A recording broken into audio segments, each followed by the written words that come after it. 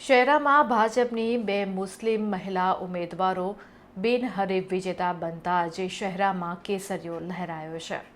શહેરા નગરપાલિકાના ward number 4ની બે બેઠકો પર ભાજપની મુસ્લિમ મહિલા ઉમેદવારો બિનહરીફ જાહેર થતા મુસ્લિમ સમાજ સહિત સમગ્ર ભાજપમાં ખુશીની લહેર દોડી ગઈ છે.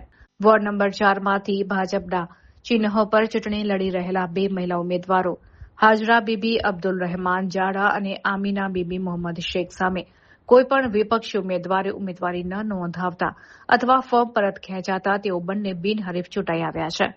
આ વિજયને લઘુમતી સમાજમાં ભાજપની વધતી જતી લોકપ્રિયતા અને સૌનો સાથ સૌનો વિકાસના મંત્રની સફળતા તરીકે જોવામાં આવી રહ્યા છે.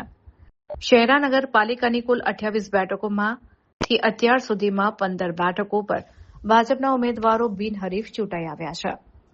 આ આંકડાઓ પરથી સ્પષ્ટ થાય છે કે ચૂંટણીના પરિણામો પહેલા જ ભાજપે બહુમતી મેળવી લીધી છે.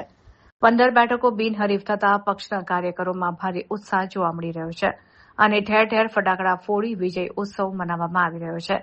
આ જીત માત્ર ભાજપની નથી પરંતુ મુસ્લિમ સમાજની પણ છે, જેણે ભાજપની વિચારધારામાં અતૂટ વિશ્વાસ મૂક્યો છે.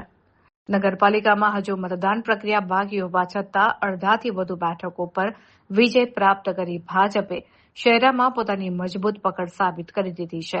બાકીની બેઠકો પર પણ પ્રચાર જોરશોરથી ચાલી રહ્યો છે.